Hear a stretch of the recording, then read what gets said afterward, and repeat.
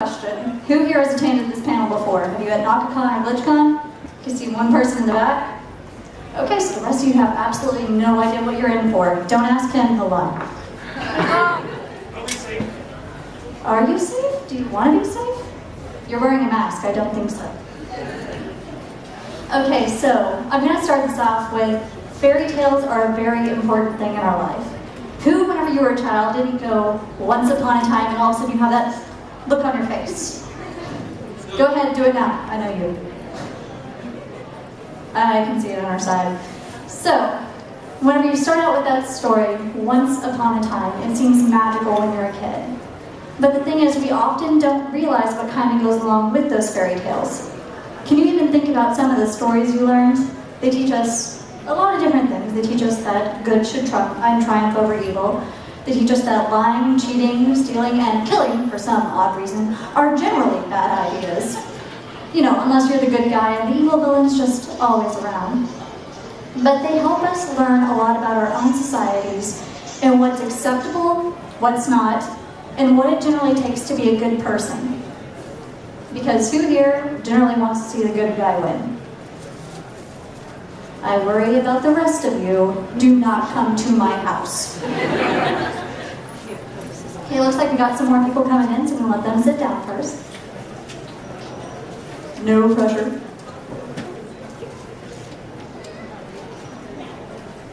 And I'm going to warn you, I do a lot of jumping around, dancing, and just general strangeness. So if you make fun of me, please do it openly so I can see you do it. And I'll just think you're laughing with me, not at me, okay? Oh, they've already started. Okay, I'm going to start out with one story. It's called Sparrow's Gift. Once upon a time, here's where you're supposed to make that face. Once upon a time, he did it perfectly, yes. The rest of you fail, I expect better in the future. Once upon a time in Japan, there was an old woman, because stories often involve old women, for some strange reason. But she was out in her garden picking lice because she really couldn't afford much and they happened to get everywhere. But while she was doing this, there was a little boy and he was throwing rocks at all the birds and pretty much everything out there. She tried scooting him away, but before she was able to get him out of her garden because she was yelling, anyone want to yell like an old woman?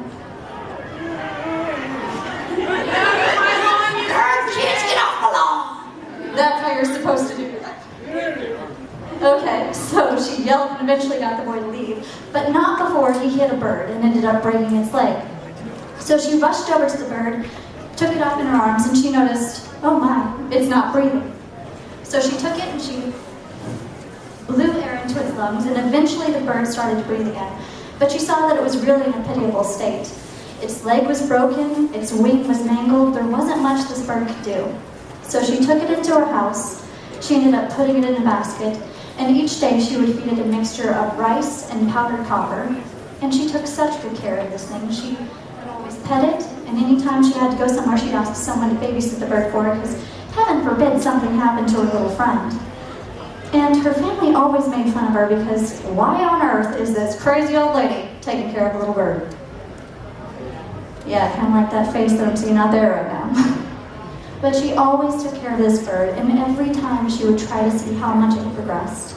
And eventually, after about 2 months, she put it on the ground and it began to hop along. She kept feeding it and kept taking care of it until eventually one day it could fly.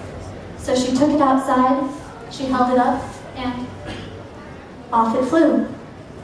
Now the problem with this was she had spent so much time with this sparrow that she'd grown really attached to it.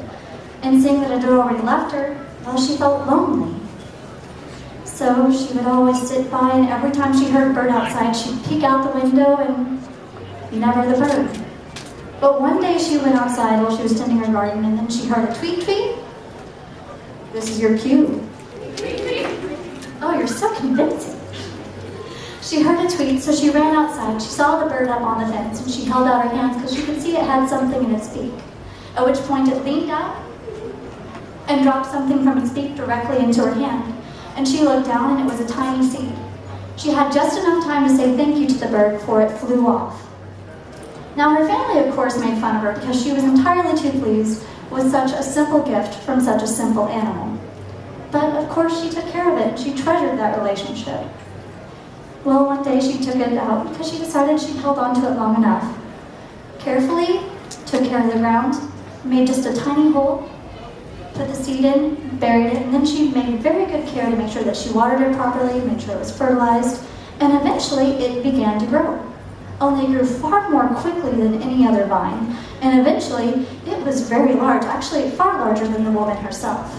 And it bore many, many gourds. So many, in fact, that she had to start giving it away to the neighbors because she simply couldn't eat it fast enough.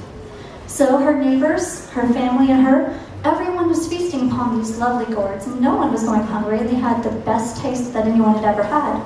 But the woman took 7 in particular ones that she had saved because they were the largest and most beautiful. And she hung them up in order to try to make them into drinking gourds later on. Well, after months of doing this, she took one down, and oh, it was so heavy, far heavier than a gourd should be.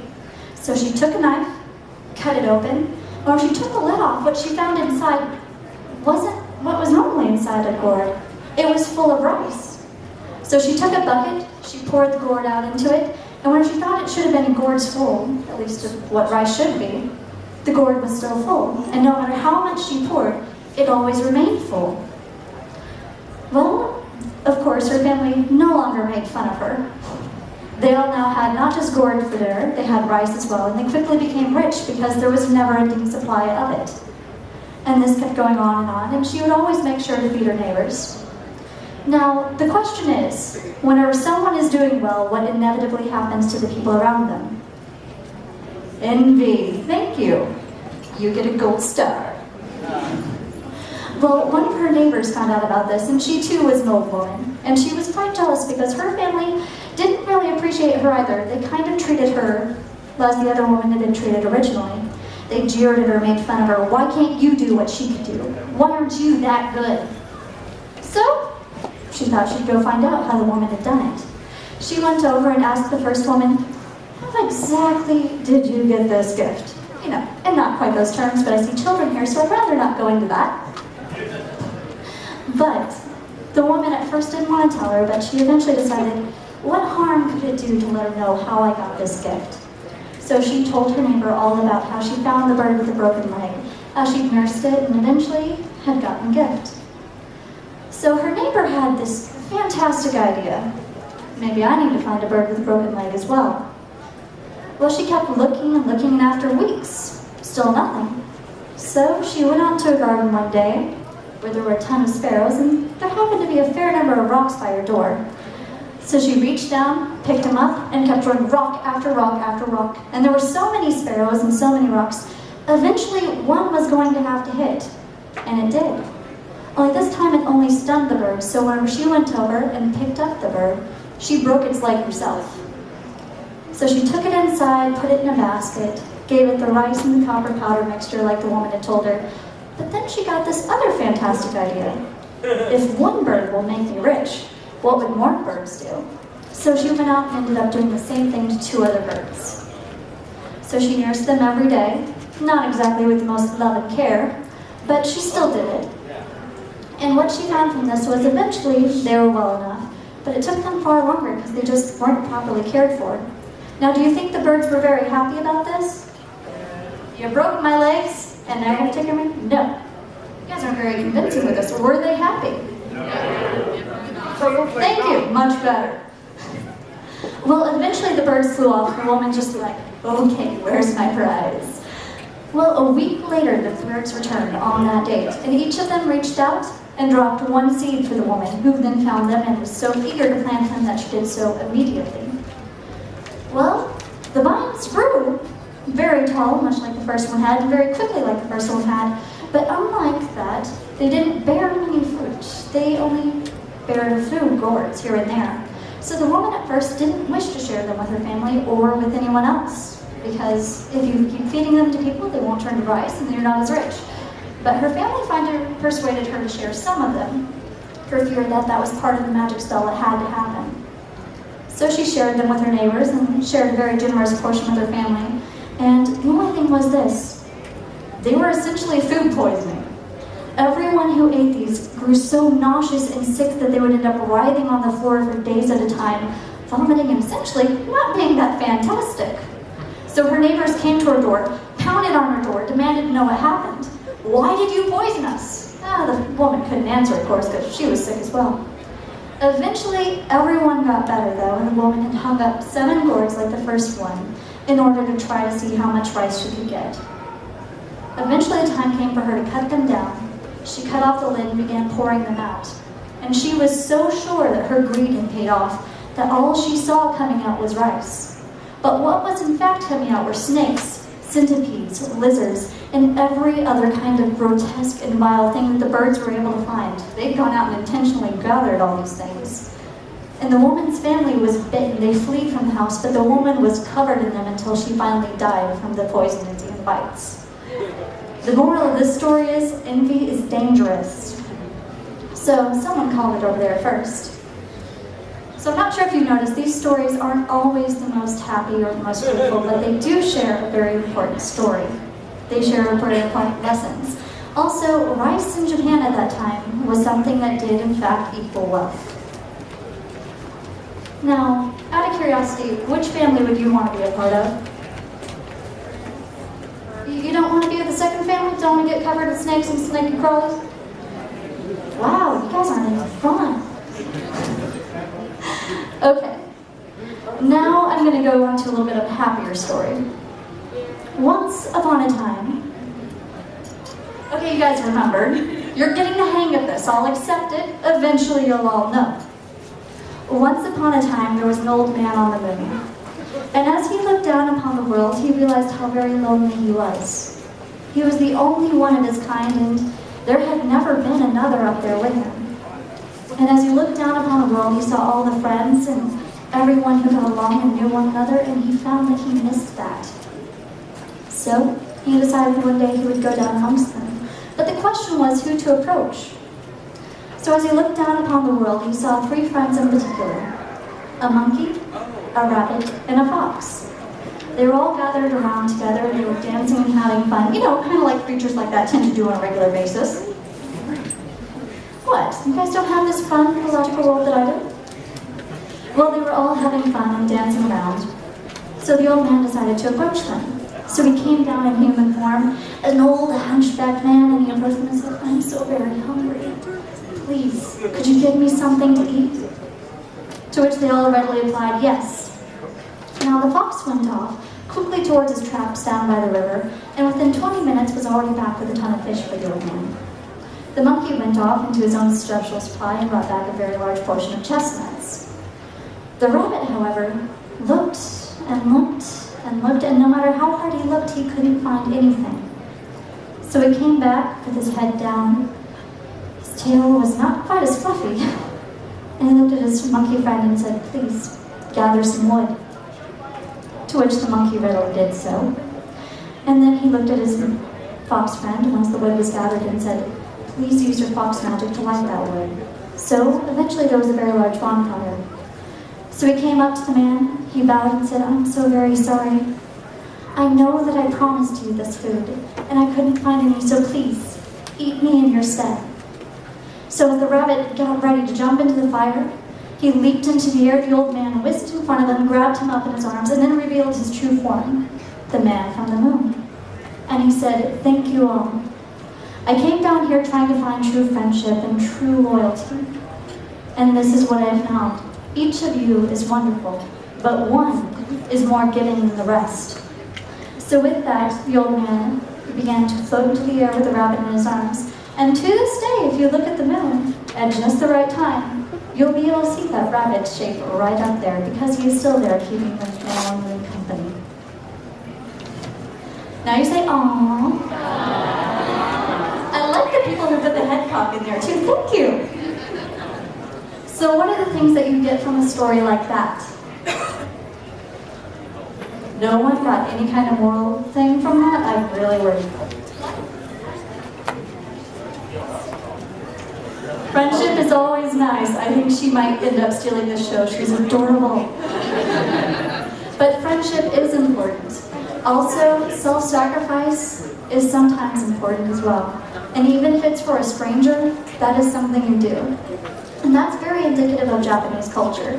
Because something that you do for someone who comes to your house and is a guest, or someone who isn't necessarily a member of the family, is you give them first dibs on essentially everything. They are the first to eat. They are the first to shower. They are the ones who you wait upon. And you will even self-sacrifice in order to make sure that they are properly cared for. And that's exactly what this rabbit did in this thing. So as you can see, this kind of mirrors that society in a lot of ways. I can see Seshi over there kind of trying to squat down. Not sure how I feel about having a giant dog over in the corner. You're going to have to do something for one of my stories later on, I'm sorry. He almost looks sad. Do you think he has feelings? Ouch! He does? Okay, now for this next story, I'm going to need a volunteer. Oh, not you. I need one I can pick on.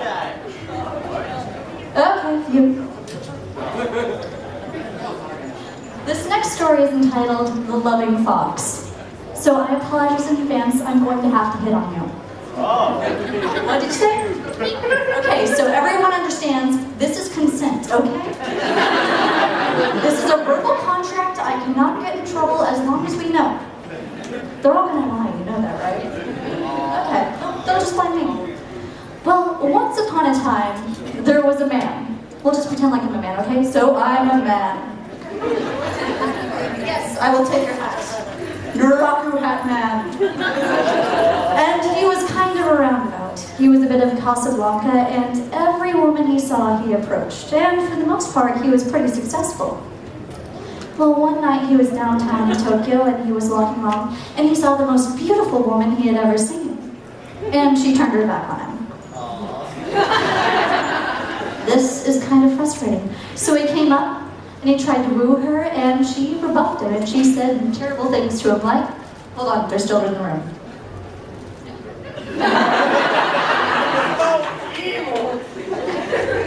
And of course, he was a man, so he thought no meant try harder. So he kept trying to grab her arm, and she would yank away, and she would slap at him. I thought you were really going to do it for a second. Okay. Well, finally he kept pursuing, and she kept yanking away and trying to avoid him, and finally he grabbed onto her arm, and she said, yes. She almost did you see that? I must not be a very attractive man to you, okay. But she said yes. Thank you very much. Let's hear a round of applause. Well, she said yes, and she agreed to take him back to her place, but she warned him that if they spent the night together, he would have to die.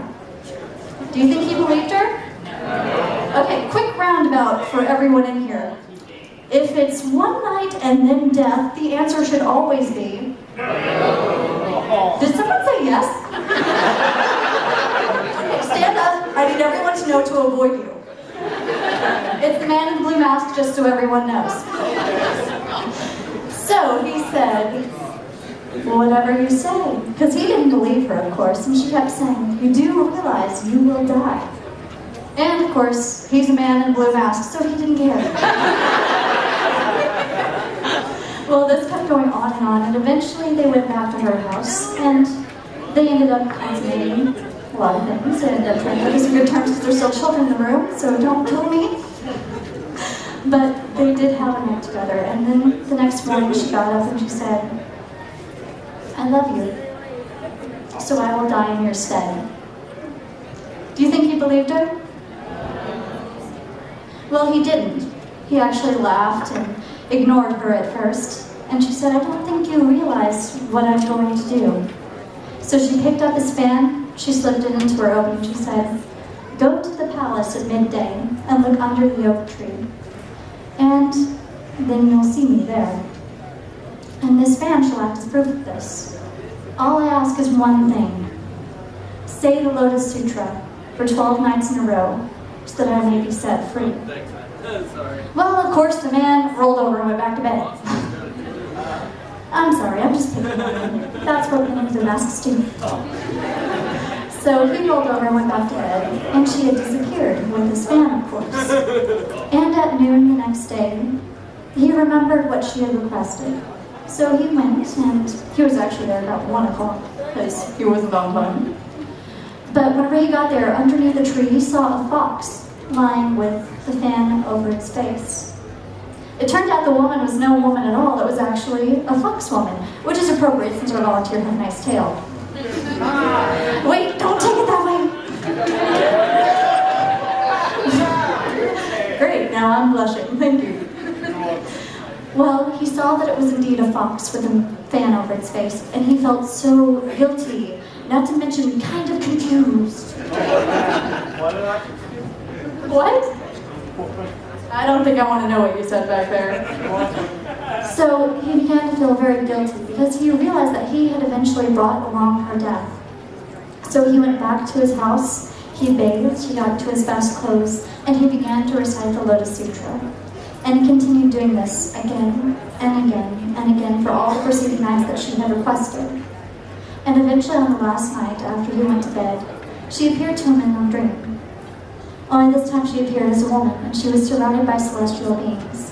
And she said, "Thank you. You have set my soul free. Now I am able to return to the heavens." And off she disappeared, and that is the end of that story. To which you say, "You're starting to read my head movements. I'm scared." Oh, I guess there's the old awe. Okay, so what do we get from stories like this? She can answer. Come on up here.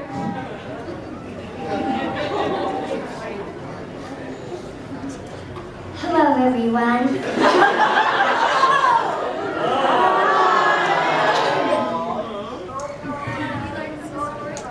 I learned that you should always let someone free. I can't follow that up. It's just cruelty. Let's hear a round of applause.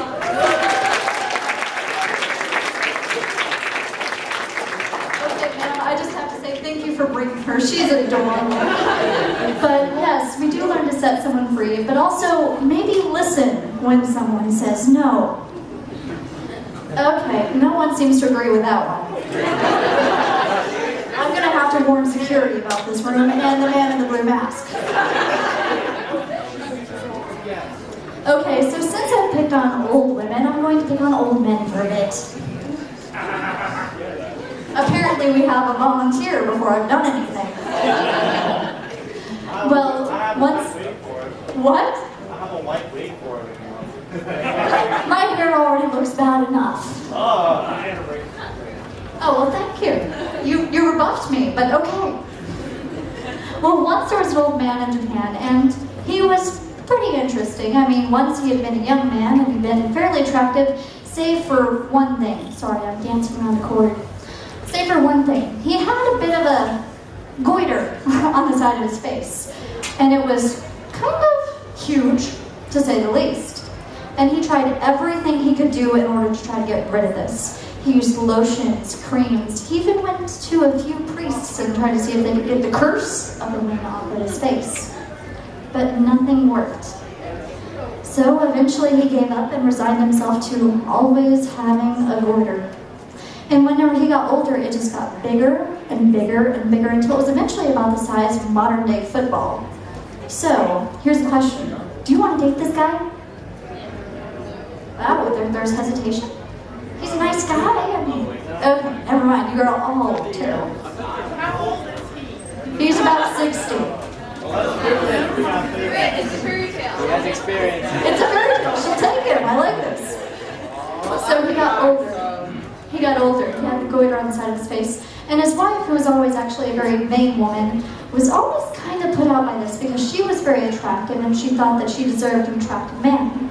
But he was good to her and he provided for her, so she decided to overlook it. Well, one day he went up into the mountains and he was cutting bamboo as he did every day in order to try to get money to support him and his wife. And as he went up, he kept going up and up the mountains and he found this wonderful bamboo grove. So he began cutting and cutting and cutting, and this continued on for some time. And so much so that he barely noticed that there were clouds rolling in on the horizon. Once he was finally done, he took all the bamboo, attached it to a thing, put it on his back, was kind of weighed down by it, and started walking home. But as he did so, the rain started to fall down upon him. Okay, everyone pretend like you're being blinded with rain. Wow, okay, like 5 people. Okay. You guys have got to pretend more. Well, he began being plummeted with rain, and he eventually got to the point where he could barely see anything in front of him. So he decided he needed to go and hide. So he ended up finally finding a nice tree with half of it essentially carved out. So he ran in, put his bushel inside, then crammed inside himself, and he stayed there, shaking from the rain, and just generally being kind of miserable. You know, kind of like you might feel if you were in that situation because you were just plummeted with rain, right? Yeah. Okay, 5 people who actually did it. Okay, I'm going to guilt you guys for participating. Sorry. Well, he stayed in there for some time, and eventually the sun ended up sinking into the horizon, and the moon had come out. This continued on, but eventually the rain stopped. And as the rain stopped, the man thought about leaving, but the water was still so high he could barely get anywhere, so he stayed a little bit longer. And around 10 o'clock at night, he began to hear footsteps, and he thought, it must be my friends coming to find me. Was it his friends? Okay, so let's take a poll. If you are in a tree trunk at night by yourself, what are some things you probably don't want to see? A bear? A bear? Oh, this is worse. Wild animals? Oh no, this is actually worse. This was a bunch of demons, kind of like our one up in the corner. Demons, handy. They were all fiery and ferocious. And of course the man thought, oh crap. So at first he peeked out, he saw the fiery hair, he saw the thorns, he saw the wings, and he saw the claws, and he thought, I'm going to stay here just a little bit longer. So he waited for them to pass, but as soon as they got to the other side of the tree, they all stopped.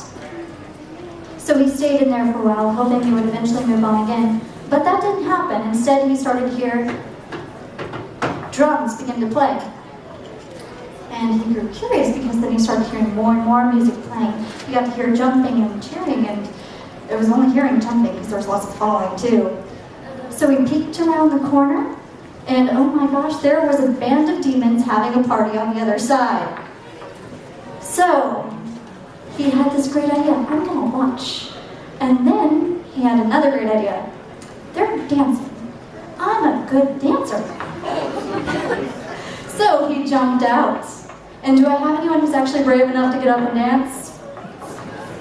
I did my dance, but I didn't. Okay, well none of you are brave enough to do it apparently. I can do it. That's crap. Come on. Let's see a beautiful dance, and let's hear a round of applause for our volunteer. Okay, so just making sure you realize you're dancing in front of a group of demons, and back there is the Demon King. No, that's it. You've got to realize that you are dancing literally to save your life. No pressure.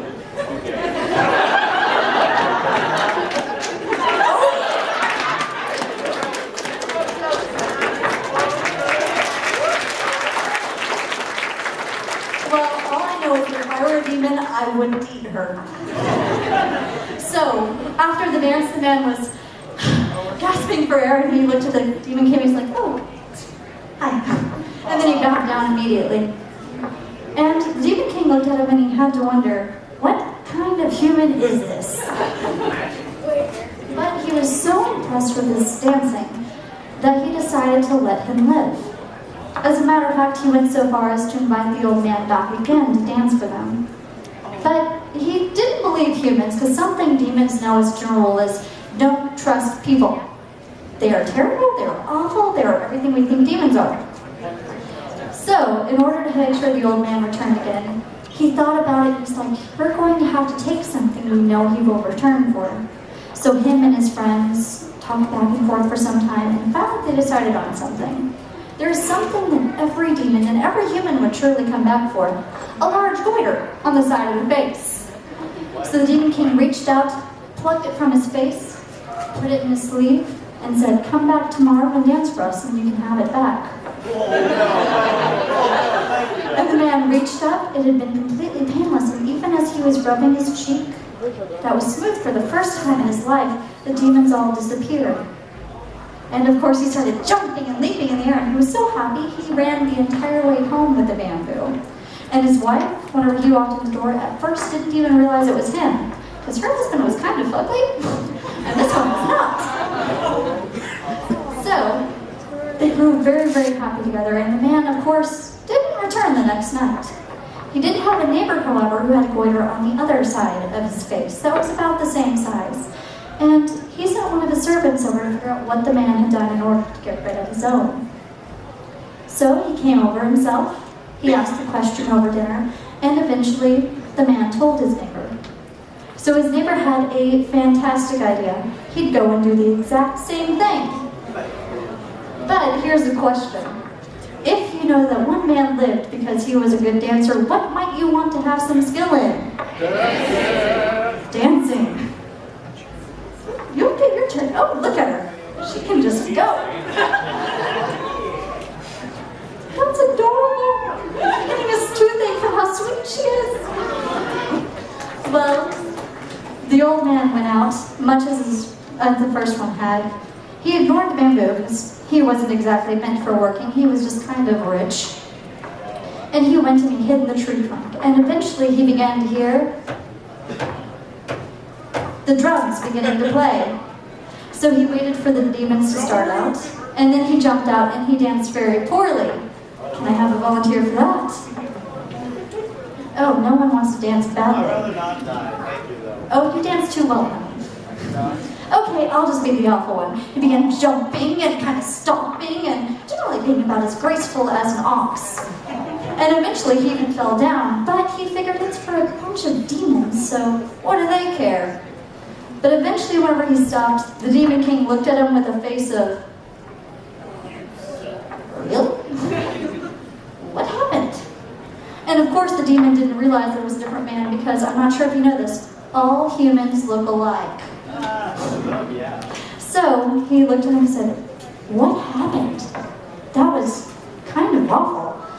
Take back the gift that you gave us and never return. So he of course gave back the goiter. But the thing is, he gave the first man's goiter to the second man. So he reached up, he felt his own goiter still there, but then he reached up on the other side of his face, and there was one there as well. So that night, whenever he went home, he essentially had almost 3 heads to carry, as it was for the rest of his life. So what are some things we learned from a story like that? Don't dance badly. I'm sorry, you gotta speak up. You gotta take ballet or else that might happen. I don't think those are really the lessons of this story. Oh, there should be. You gotta take shots. I've got the pants for that. But no, what this story essentially teaches us is be once again careful of being envious. Because if the man could have been contented to have his own goiter, then he wouldn't have been stuck with 2. You have to always think about your own position in life and don't envy your neighbors, because when you do, it's a very slippery slope. And you don't always necessarily want what your neighbors have got, which this man learned the very hard way. Our next story is going to be about Momotaro, but before I start with this one, I'm going to have to teach you all a chant, okay? Let's hear it. I think I heard zombies, okay? I'm going to pretend like that was enthusiasm. Okay, so this one goes really simple. Distant water is bitter. Distant water is bitter. Near water is sweet. Near water is sweet.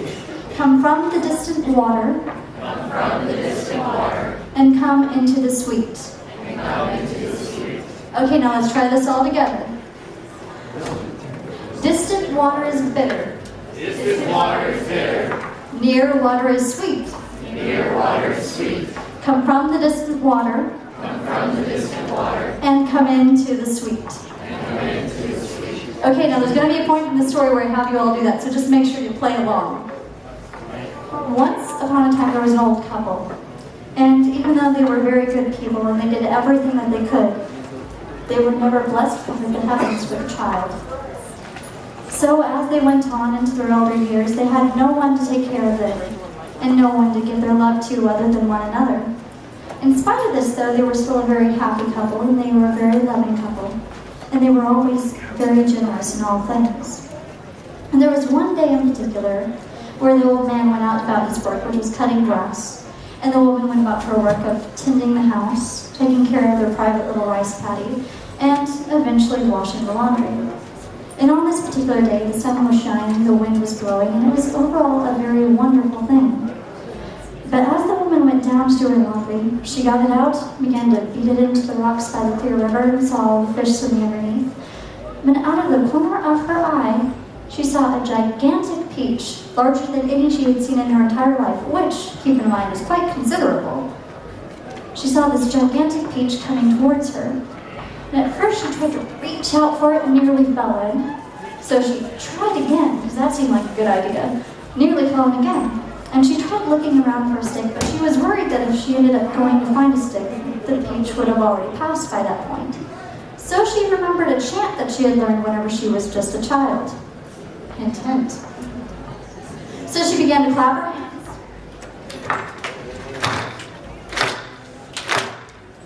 And she began to chant, distant waters bitter, near waters sweet, come from the distant water, come into the sweet. And as she did this, the peach slowly began moving towards her. So she went on again, distant waters bitter, near waters sweet, come from the distant water, come into the sweet. And much to the woman's surprise, the peach came over and it was right in front of her, and she picked it up, and it was massive. It was something that she had never seen before. Surely it was a gift from the river god. So she got all the laundry, which was still not finished, but threw it into the basket, threw it onto her back, and then carried this ginormous peach the entire way home. She was sure her husband would be more than pleased to see this. So that night, whenever she got home, she tried sitting around and tried doing something, but it just seemed like the longest day of her life because she kept waiting for her husband to come home because she so wanted to share this gift with him. Well, finally around sunset, he came dragging himself into the house, huge bushel of grass on his back. He sat it down by the door, sat down, took off his sandals, and began washing his feet. The woman came over, began helping him, asking, "How was your day?" And they went on and on and on until she finally finished up, dried off his feet, and said, "Darling, I have a present for you." "Oh?" And of course he's thinking, how much did this cost me? But he came into the house, sat down at the table, she went into the kitchen and pulled this ginormous peach out of the cupboard, sat it down on the table and said, "Darling, it's a gift." And he asks, "This is wonderful, where did you get this?" "From the river. I found it there. Truly it's a gift from the gods." Well, he asked for a knife. She went and got it from him, and just as he was about ready to cut open this peach, it split in two, and out stepped a little boy. Aren't we glad he didn't cut that? Well, this little boy steps out and he says, "Hello, the gods have sent me here to be your son. Please treat me nicely and I will do the same." So of course, this old family that had always wanted a child were overwhelmed with how happy they were. And the old man took the boy into his arms, and soon the woman came over as well. And they were finally a family. Along with this, the boy grew and he grew. And as he grew, they found that he was always stronger, faster, more attractive, and just generally better than other boys his age. Because after all, he wasn't a normal boy. He was, in fact, a gift from the heavens. Well, one day, whenever he was about 15, he approached his father and he said, "Father, thank you for all that you've provided me with. Mother always does the wash, you always go off and earn money, and one day I will repay you. So thank you for this." And his father, of course, was worried because I'm not sure if you've known many teenage boys. They don't tend to thank you out of nowhere unless they want something. So, of course, the father was taken aback and he said, "Why are you thanking me so formally? I've done nothing that no other parent would do. One day you'll do the same for me and all will be returned. No one will owe anyone anything. We'll all be equal." And his son said, "That's just what I'm talking about. I will surely come back and take care of you and mother, but first I want to have an adventure. Please, Father, let me do this. And I know that you might say no before I have any chance to explain this, so let me explain. Off in the sea, north of Japan, there is an island, an island that is actually being overtaken by goblins and devils. They kill, they rob, they carry off people. They're cannibals. They're awful. They're disloyal to our emperor. They disobey his laws. And essentially, I want to go there and free the people of Japan from this travesty. And I want to bring back the plunder that they had had so that I may be able to comfortably take care of you and mother in your older years. Well, of course, no man exactly wants his son in order to go off and fight a bunch of goblins because you're not sure if he's going to go back. But he knew his son, and he knew he wasn't like most boys, so he was sure he would return. So they went over and they talked with the mother, and eventually both parents agreed for him to go. So that night was kind of a sad night. They pounded rice, they ended up making them into rice cakes, and finally, once those were done, they presented him with those, and the next morning he was able to leave. Now this was a very sad goodbye because this was the first time the boy had ever left them. But they knew he would come back, it was just a matter of when. And even though he knew he would come back as well, he did in fact cry a little. Well, off he went through the fields. He would just go about his way towards the sea. And eventually he grew tired, so he sat under a tree, pulled out one of his rice cakes and was beginning to eat whenever a gigantic dog the size of a horse, just look at that one over there, came up to him and was snarling and biting and offering to kill him, essentially. He said, "How dare you trespass upon my land? You didn't even ask. Give me all your rice cakes and I might spare your life, but if you don't, then I will bite you to death." So, of course, what does Momotaro say? He says, "I don't think you know who I am. I am the son of a peach. I am Momotaro. If you do not put down your weapon as far as your teeth, put those back now or I shall have to strike you down." The dog, immediately realizing who this was, tucked his tail between his legs, flattened his ears, and started to bow to the boy. You know, kind of like that one might eventually. I picked on Seshi. Well, with this, the dog was bowing down and he said, "I'm so sorry, I had no idea who you were. Please forgive me. Please, might I have just one cake then?" So Momotaro thought about it for a while and he decided these cakes were far too precious to spare, but he could perhaps give the dog a half of a cake on one condition. The dog would have to join him in his fight in order to take out the Goblin Kingdom. So the dog readily replied that he would do so. He got his half of a rice cake and off they went. And they continued on and on for some while until they got to a place that was heavily wooded. Now, the dog was having a problem with this because he'd generally find that something kept reaching out and grabbing his tail. Not exactly normal for woods. Until this kept on for a while, the dog was going somewhat insane. And then finally, a monkey sticked its head out of a tree and said, "Hello!" And of course, the dog went after it. Because I'm not sure if you know this, but in pretty much every Japanese fairy tale, if there is a dog and there is a monkey, they're going after each other. So they were going into a fight, biting, scratching, clawing, a little bit of choking here and there, until eventually Momotaro beat them apart with a stick. And then he said, "Monkey, what are you doing?" And the monkey, just happy as could be, he was a little bit of a plaything, he said, "Let me go with you. I know who you are, Momotaro. I've heard of your journey, and I wish to accompany you on this mission of greatness. Let me be a part of this." Do you think the dog was happy about this? I think he was growling. Can anyone hear growl? Okay, go ahead and growl. Oh, very nice. But Momotaro said, "Quiet, dog." And he talked to the monkey and he said, "What can you bring to this?" And the monkey said, "I am quite a great fighter. Let me do this so that I may join you." So Momotaro eventually agreed. He gave the monkey half of a rice cake and off they went on their journey again. Well, much like before, they continued on and on. But the dog and the monkey kept fighting, so eventually the dog had to be put up front carrying the flag for Momotaro. And the monkey was put back with a sword, all the while Momotaro carried around an iron fan. They kept going on and on until they finally got to a rice field, and there was this gigantic and beautiful bird that just descended down. It had 5 different colors of feathers, had a beautiful red head, and it had wonderful spurs on its feet. So what did the dog do? He He went into his great graceful self, ended up trying to go after the bird and fight it. But the bird reared up, flapped with its wings, tried to attack it with its spurs, and honestly, the bird put up quite a good fight. And Momotaro, as he sat there and watched, was very impressed with how spirited this bird was. So he finally called back the dog, grabbed it by its collar. Well, not collar, but the scruff of the neck, sorry. And he said, "Bird, join me now, or I'll let the dog eat you."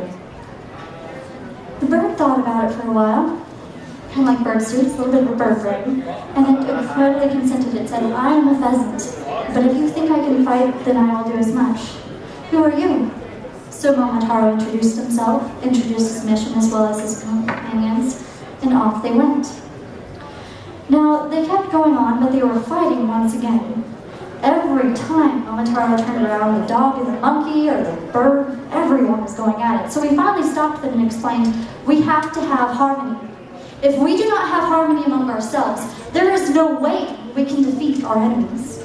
At this point, if we cannot be brothers, anyone who fights the other will be out of this band and you will go back in disgrace and you will not be in my story.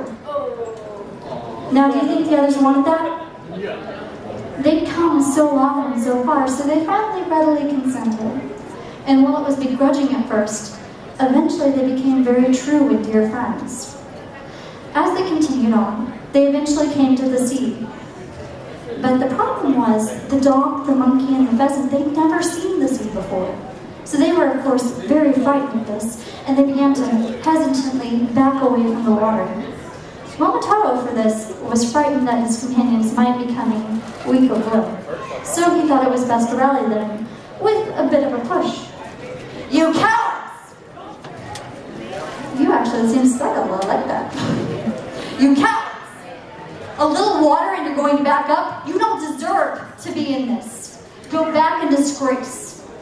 You are not going to be a part of this journey. You are nothing but animals and you will never be warriors." Do you think they were okay with that? No. The pheasant started flying high up in the air and said, "I'm brave enough. I can do it. If the ship starts to sink, I will fly to our destination."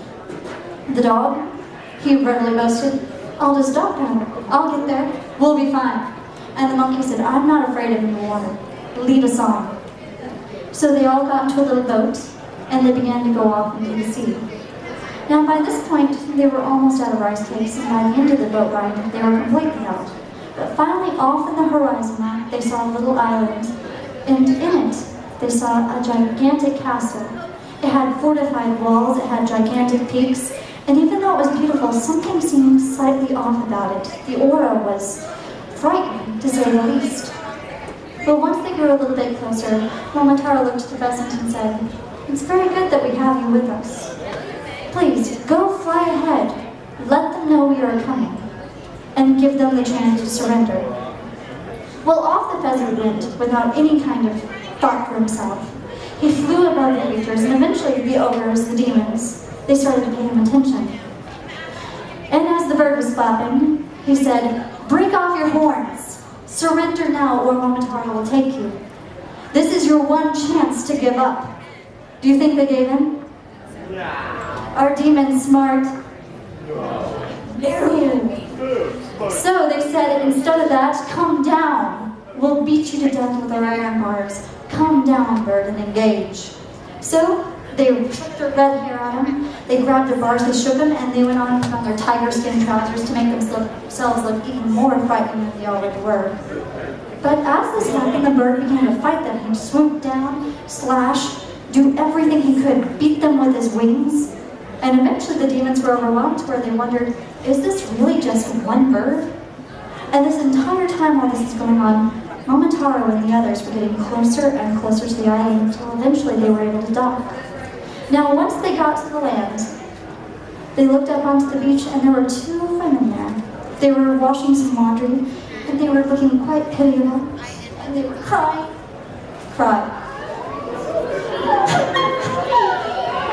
I sounded more like a puppy, I'm sorry. But they were weeping. And Momotaro approached them and said, "What's happened?" And they said, "We are both the daughters of daimyos, but the Demon King has whisked us away. He's forced us to be his slaves." We have to stay here and do whatever he wishes. And eventually he'll eat us like the others if we don't behave. And at this point they held up the wash, which was actually covered with the blood of others. So Momotaro, of course, felt very sorry for these two. And he said, "Take me into the castle. Show me how I can get in there, and I promise I will defeat the Demon King. You will be free." So they took him up this little hill, and they finally showed him this little notch in the wall that was just big enough to crawl through. So each one of them in turn cast in their weapons, the banner, the iron fan, the sword, and they crawled through one by one. And on the other side they saw the demons, and they began to engage. Well, keep in mind, the demons were already having a hard enough time with a bird. Whenever the others came in, it was absolute chaos. The demons were overwhelmed, they couldn't fight, and eventually they tried running and fleeing, but the dog, of course, was a little bit upset already, so he kept pursuing, as did the monkey, and eventually there were no demons left except for one, the Demon King. He came up to Momotaro, ripped off his horn, laid it on the ground, put down his iron bar, and bowed down to Momotaro. And he said, "I give up. Spare me." And Momotaro decided that he could not do this. And he told the Demon King, "For all that you have done, I cannot let you go. But you will repent." So he tied up the Demon King and gave him to the monkey to carry along. Now along with this, he took all the bounty that had been given. So he took all the gold, every jewel, everything that was of value. And he had the dog and the pheasant carry that. And then they went and released every one of the slaves and everyone who had been captured, including the two women, and took them each to their homes. And eventually, this brought a lot of glory and fame to the party. They became heroes in Japan. But most of all, Momotaro was able to return home. And he was able to keep his family quite well because now he was rich. And he had a group of people who would help him defend his family. Because the dog, the pheasant, and the monkey all stayed with him. And together lived quite happily in his own house. And that's the story of Momotaro, the son of a peach. I should just be impressed I remember all about that. So what are some things that we get from this story? Do a fight? What? You can play off your friend's strengths. You do need that. Yes?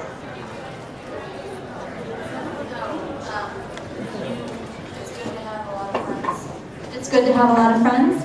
You, sweetie? Come here, Strawberry. Not fight. You should not fight, but do you have to help your family? Yes. Good. Would you take care of your mom? Yes. I think we'd all have to worry. She said no. Thank you. Well, that's really it for fairy tales for today because I'm almost out of time and I know the next panelist is going to be coming up. But are there any questions before I leave?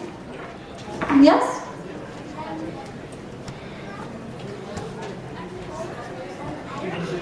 Actually, I have two questions.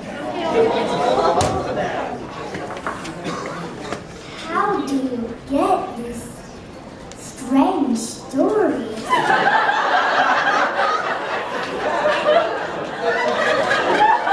Out of a book, dearie. There's power in literacy. Everybody knows one. And what's your second question?